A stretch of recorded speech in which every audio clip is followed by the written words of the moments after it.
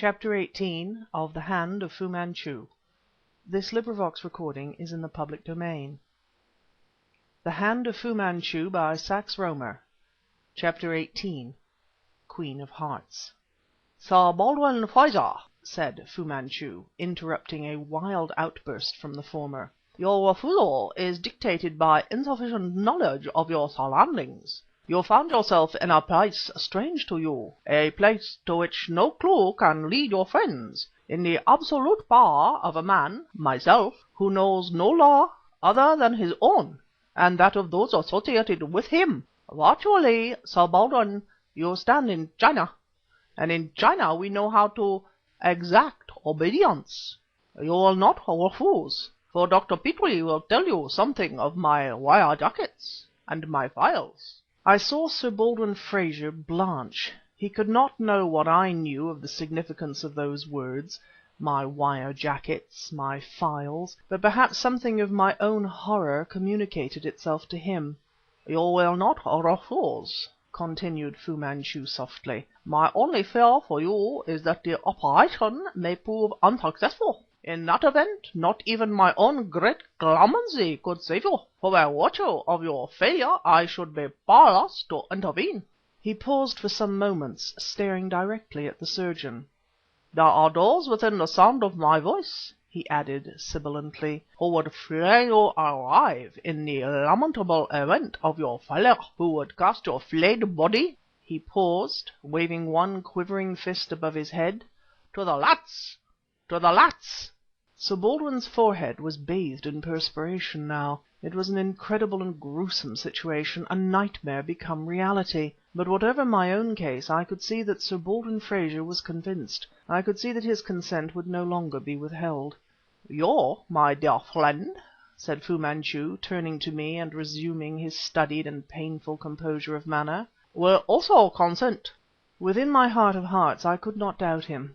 I knew that my courage was not of a quality high enough to sustain the frightful ordeal summoned up before my imagination by those words, my files, my wire jackets.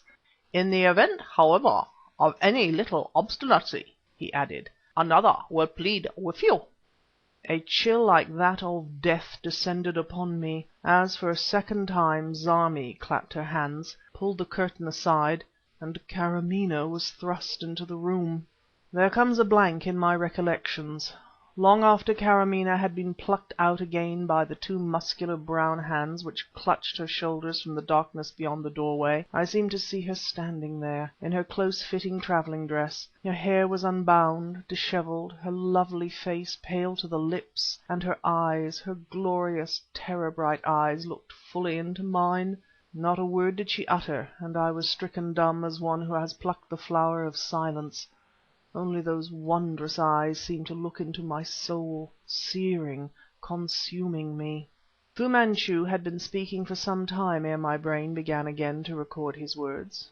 "And this magnanimity," came dully to my ears, "extends to you, Dr. Petrie, because of my esteem.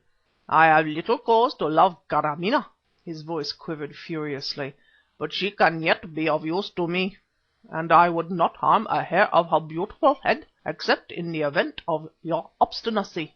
Shall we then determine your immediate future upon the turn of a card, as the gamester within me, within every one of my race, suggests?" "Yes, yes," came hoarsely. I fought mentally to restore myself to a full knowledge of what was happening, and I realized that the last words had come from the lips of Sir Baldwin Frazer. "Dr. Petrie," Frazer said, still in the same hoarse, unnatural voice, "what else can we do? At least take the chance of recovering your freedom, for how otherwise can you hope to serve your friend?" "God knows," I said dully, "do as you wish," and cared not to what I had agreed. Plunging his hand beneath his white overall, the Chinaman who had been referred to as Li King Su calmly produced a pack of cards, unemotionally shuffled them, and extended the pack to me. I shook my head grimly, for my hands were tied. Picking up a lancet from the table, the Chinaman cut the cords which bound me, and again extended the pack. I took a card and laid it on my knee without even glancing at it. Fu Manchu, with his left hand in turn selected a card, looked at it, and then turned its face towards me. "It would seem, Dr. Petrie," he said calmly, "that you are fated to remain here as my guest. you will have the felicity of residing beneath the same roof as Karamaneh." The card was the knave of diamonds.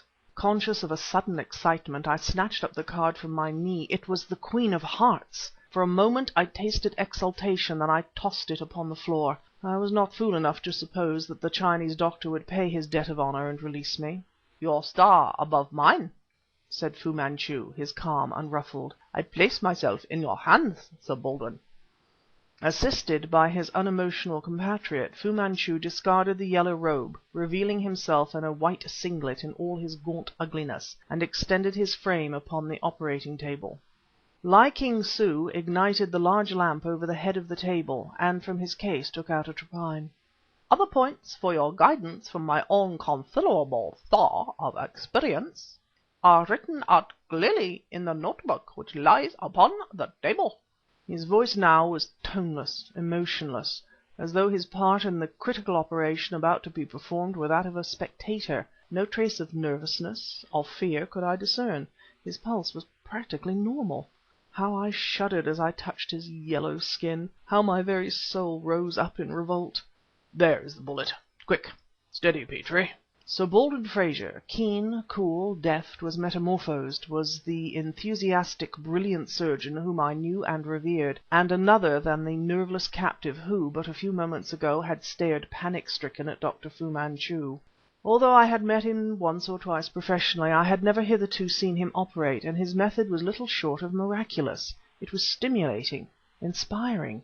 With unerring touch he whittled madness, death, from the very throne of reason, of life. Now was the crucial moment of his task, and with its coming, every light in the room suddenly failed, went out. "My God!" whispered Frazer in the darkness. "Quick! Quick! Lights! A match! A candle! Something! Anything!" There came a faint click, and a beam of white light was directed steadily upon the patient's skull. Li King Su, unmoved, held an electric torch in his hand. Frazer and I set to work in a fierce battle to fend off Death, who already outstretched his pinions over the insensible man; to fend off Death from the arch murderer, the enemy of the white races, who lay there at our mercy. "It seems you want to pick me up," said Zarmi. Sir Baldwin Frazer collapsed into the cane armchair.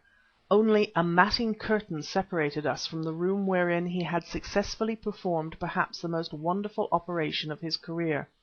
"I could not have lasted out another 30 seconds, Petrie," he whispered.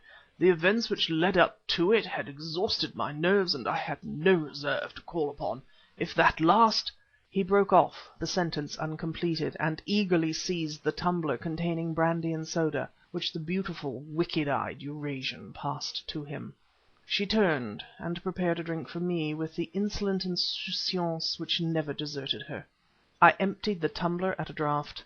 Even as I set the glass down, I realized too late that it was the first drink I had ever permitted to pass my lips within an abode of Dr. Fu Manchu. I started to my feet. "Frazer," I muttered, "we have been drugged. We—" "You sit down," came Zarmi's husky voice, and I felt her hands upon my breast, pushing me back into my seat. "You very tired. You go to sleep." "Petrie! Dr. Petrie!"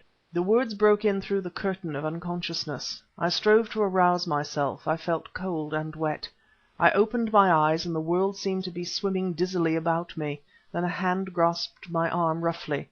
Brace up, Petrie, and thank God you are alive." I was sitting beside Sir Baldwin Frazer on a wooden bench under a leafless tree, from the ghostly limbs whereof rain trickled down upon me. In the grey light, which I thought must be the light of dawn, I discerned other trees about us and an open expanse, tree dotted, stretching into the misty greyness. "Where are we?" I muttered. "Where—" "Unless I am greatly mistaken," replied my bedraggled companion, "and I don't think I am, for I attended a consultation in this neighbourhood less than a week ago, we're somewhere to the west side of Wandsworth Common." He ceased speaking, then uttered a suppressed cry. There came a jangling of coins, and dimly I saw him to be staring at a canvas bag of money which he held. "Merciful heavens!" he said. "Am I mad, or did I really perform that operation? And can this be my fee?" I laughed loudly, wildly, plunging my wet cold hands into the pockets of my rain-soaked overcoat. In one of them my fingers came in contact with a piece of cardboard. It had an unfamiliar feel, and I pulled it out, peering at it in the dim light. "Well, I'm damned!" muttered Frazer. "Then I'm not mad after all!" It was the Queen of Hearts. Chapter 19